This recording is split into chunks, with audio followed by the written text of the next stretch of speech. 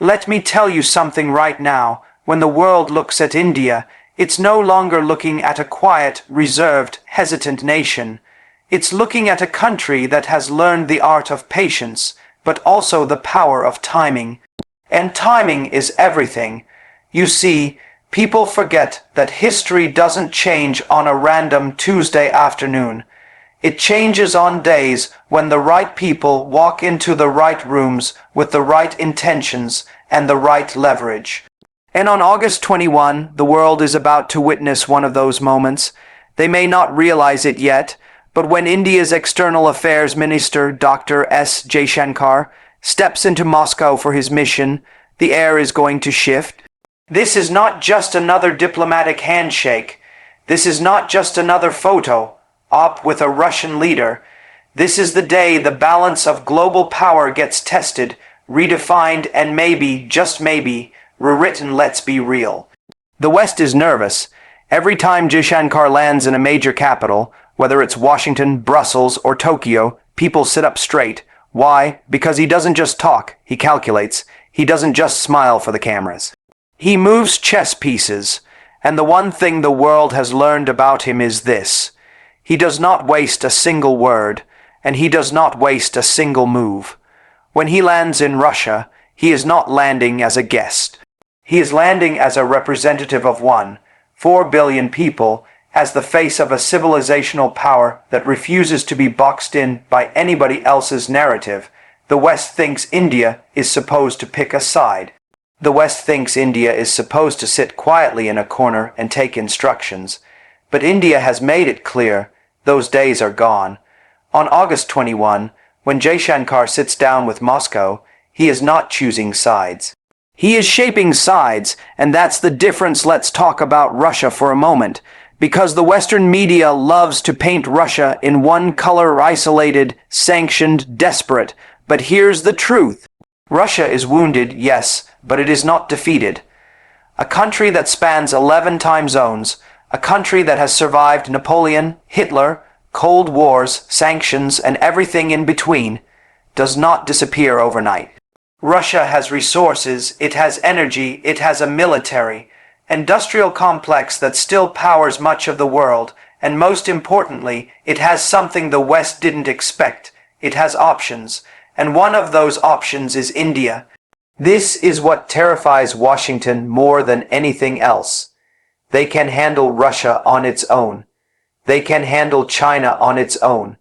But what happens when Russia, China, and India start talking in the same tone, not as dependents, but as partners with their own ambitions? What happens when the world's largest energy exporter, the world's largest manufacturing hub, and the world's largest democracy start aligning their moves, even if only partially? That's not just an alliance. That's the beginning of a new order, and make no mistake, August 21 is not about tea and samosas. It's about oil, gas, weapons, corridors, and currencies. It's about India saying, we will trade in rupees if we want to. We will buy discounted oil if we want to. We will sell technology if we want to. We will invest in Central Asia if we want to. You see, for decades the world was run on the idea that if America sneezed, everyone else caught a cold. But right now, America is sneezing, coughing, and losing breath, and India is sitting there saying, we're not catching your flu anymore. This is the shift that people don't understand. Jaishankar's mission to Russia is not just a bilateral visit. It's a declaration that India is no longer afraid of Western pressure, no longer intimidated by sanctions threats, no longer willing to play second fiddle. And the reason India can do this is because it has built credibility, leverage, and self-confidence over the last decade that no amount of foreign lectures can shake. Now think about this. Why August 21? Why now? Because timing is everything in geopolitics. The world is boiling over. The war in Ukraine has dragged on far longer than anyone predicted. The Middle East is unstable. The West is suffering inflation, energy crises, and internal political chaos. China is flexing in the Pacific. Africa is waking up to its own voice, refusing to be just a playground for big powers. And in the middle of all this, India is quietly but firmly saying, "We are the bridge. We are the balance. We are the alternative." This is the genius of Jaishankar's diplomacy. He doesn't come in shouting slogans. He doesn't come in with a begging bowl. He comes in with calm authority, with facts, with clarity. He looks straight at leaders who are used to bullying smaller nations and he says, "We are not your problem. We are not your pawn. We are your partner if you respect us. And if you don't, well, India will move on without you." That's the power of options. Now imagine that room in Moscow. Russian leaders sitting across from Jaishankar. They know they need India. They know India is their biggest buyer of oil right now, their biggest market for energy. They know India is the country that can give them legitimacy when the West calls them isolated. But India also knows something powerful. Russia needs India more than India needs Russia. That's leverage. And Jaishankar is going to use it, not arrogantly, not aggressively, but with precision. He will talk about multipolarity. He will talk about stability. He will talk about supply chains. But beneath every sentence is a clear message. We will not let anyone dictate terms to us. Not you, not Washington, not Brussels, not Beijing. And that is why this mission matters. Because for the first time in a long time, India is not showing up as a junior partner. It is showing up as a dealmaker, and here's what the West doesn't want to admit: India is not breaking any rules. India is not violating any global law by buying oil. India is not destabilizing any region by building trade corridors. India is not stealing technology. India is simply doing what every powerful country has done in history, acting in its own national interest. The difference is, India is doing it with integrity, with consistency, with diplomacy. You don't hear India threatening anyone with war. You don't hear India sanctioning half the world. You don't hear India toppling governments in the name of democracy. No, India builds, India negotiates. India stabilizes, and that makes it far more dangerous to those who thrive on chaos, because India is proving that you can rise without destroying. You can lead without intimidating. You can expand without exploiting. And that is a nightmare for those who thought power only comes through domination. Now let's look ahead. What happens after August 21? Will the world suddenly wake up to a new currency system? Maybe not immediately. Will America collapse overnight? No, but seeds will be planted. Seeds of trade in local currencies. Seeds of alternative energy routes. Seeds of India's leadership in the global south. Seeds of a future where the UN, the IMF, the World Bank, and all those institutions created after World War II will have to change or become irrelevant. That's what Jaishankar is carrying with him to Moscow, not just papers and talking points, but the weight of an entire civilizational dream that refuses to be delayed any longer. India is not waiting for permission to rise. India is rising because it has earned the right to rise, and don't underestimate the psychological shift here. For decades, Indian leaders walked into Western capitals with a sense of inferiority. They were told what to do, how to vote, what to say.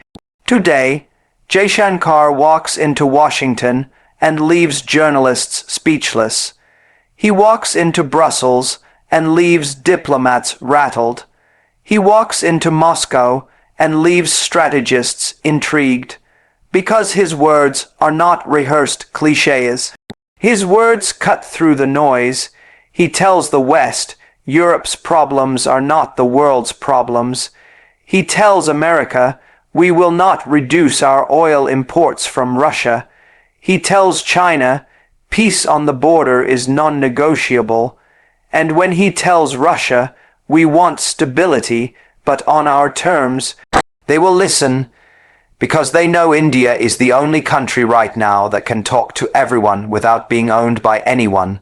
So will the world change on August 21? Maybe not in a way you can measure with headlines the next morning. But history doesn't always announce itself with fireworks. Sometimes history changes with a handshake, with a signature, with a quiet agreement behind closed doors. And then months later, years later, the world looks back and says, that was the day everything began to shift. And that's what this mission is. It's the start of a shift. A shift where the West can no longer dictate terms, where the East is no longer divided, where the global South is no longer voiceless, and where India sits at the center of the table, not at the edge. And you need to understand this: India is not rising by accident. It is rising because it has clarity of purpose, unity of people, resilience of culture, and the confidence of leadership. No one else could pull this off. Not a weak state, not a divided nation, not a country trapped in dependency. Only India, because India has the weight of history and the vision of the future colliding in the same moment. And when Jaishankar walks into that room in Moscow on August 21, he is not carrying just a briefcase. He is carrying the weight of 0 years of civilization, the strength of 1 billion dreams, and the conviction that India's time is not coming. India's time is here. It marked the birth of India's assertive military doctrine, backed by innovation. August 21 could mark the start of an irreversible journey where India transitions from participant to architect of global order, because for far too long India has been treated like a bystander in the shaping of global systems, always invited into the room after the deals were signed, always expected to play a supporting role in theaters designed by someone else. But that cycle has reached its end, and history demands something different now. History demands that India stop watching and start building, stop adjusting and start defining, stop reacting and start leading, and that is exactly the transformation symbolized by this moment in Moscow. Jaishankar's mission is not a casual trip. It is a stage where the very posture of India shifts before the eyes of those who thought they could still draw boundaries for others to obey. On that day, the diplomatic theater becomes much larger than oil contracts or currency swaps. It becomes the arena where India declares, without needing to shout, that it has earned the right to design the order rather than simply follow it. India's assertive military doctrine is one of the most overlooked parts of this transition, because while the world debates soft power, speeches, and global trade, what anchors credibility is security. What anchors independence is the ability to defend and project national will without asking for permission. India has quietly built that capacity, from indigenous missile systems to aircraft carriers, from satellites that track every inch of its neighborhood to doctrines that combine deterrence with innovation. Unlike the Cold War blocs that depended on sheer intimidation, India's doctrine is built on layered defense, smart integration, and technological agility, a kind of doctrine where the lesson is clear: never be predictable, never be dependent, never be outmatched. When you combine that with India's economic weight and civilizational depth, you no longer have a participant, you have an architect who can draft new rules, propose new mechanisms, and enforce balance through strength. The irreversibility of this journey comes from momentum that no external force can stop anymore. Think about how trade is shifting. Energy flows that were once chained to Western markets are now redirected to Asia, with India at the heart. Financial systems that were once dictated entirely by the dollar are now tested by alternatives in local currencies. Security frameworks that once revolved around NATO and U.S. alliances are now being questioned as Asia's voice grows louder. India sits in all of these conversations not as a follower but as a pivot. On August 21, when Jaishankar sits across from Moscow's leadership, The symbolism is that India is not there to negotiate from weakness. It is there to outline what works for its own interest, and, if accepted, how that can serve the interests of others. That's what architects do. They design structures where participants only follow the plan. India is not waiting for someone else's blueprint anymore. The journey to this point has not been easy, and that's why it matters. This is not a rise built on charity or borrowed money or outsourced military shields. This is a rise born out of decades of surviving pressure, decades of poverty turning into progress, decades of insults turned into resilience, decades of patience turned into strategy. When you earn your power, you don't waste it, and India knows that better than anyone. The West has tried to pressure India into cutting ties with Russia, but India did not fold. China has tried to threaten India on the border, but India did not bend. The old powers have tried to remind India of its place, but India refused to accept that place anymore. Every refusal, every stand, every independent choice built the psychological foundation for this shift. That is why August 21 is not just a meeting date. It is a milestone in this irreversible march toward being an architect of order. Military doctrine backed by innovation means India is no longer stuck in the past patterns of warfare. It is preparing for a future where artificial intelligence, cyber capabilities, unmanned systems, space dominance, and hypersonic weapons redefine what it means to be powerful. While some nations spend billions trying to protect outdated concepts of dominance, India is innovating to skip steps, leap, frogging into areas where it can't be outspent, only matched by equal creativity. The Agni missile family, the Akash air defense systems, the nuclear triad, the Chandrayaan and Gaganyaan missions, these are not just projects, they are statements of intent, statements that say India will secure its own sky, sea, land, and space, and no architect of world order can afford to ignore a country that can guarantee its own survival and contribute to collective stability. Transitioning from participant to architect also means rewriting relationships. A participant waits to be invited to summits, but an architect creates platforms where others want to be included. A participant obeys trade rules, but an architect designs new corridors that redefine the rules. A participant watches conflicts from the sidelines, but an architect creates peace processes that set the terms. India is now doing all of this, leading the Global South summits, investing in Africa without colonial baggage, proposing trade routes that bypass choke points, balancing Middle Eastern rivalries with neutrality, building trust in Southeast Asia where others only offer military bases. This is not the India of hesitation. This is the India of initiative, and initiative is the foundation of architecture. The world is starting to look at Delhi not just for alignment, but for direction. The irreversible part comes from demographics too. With the youngest workforce in the world, a technological boom that refuses to slow down, and a consumer base larger than any Western country could dream of, India is not a temporary trend, it is a structural force. You cannot reverse 600 million young people entering global markets, coding, designing, innovating, producing, and demanding. You cannot reverse a country that adds millions to its middle class every year. You cannot reverse a nation that has found pride in its civilizational identity while also mastering the tools of modern power. When those elements align, population, economy, innovation, and military doctrine, you don't just participate, you redesign.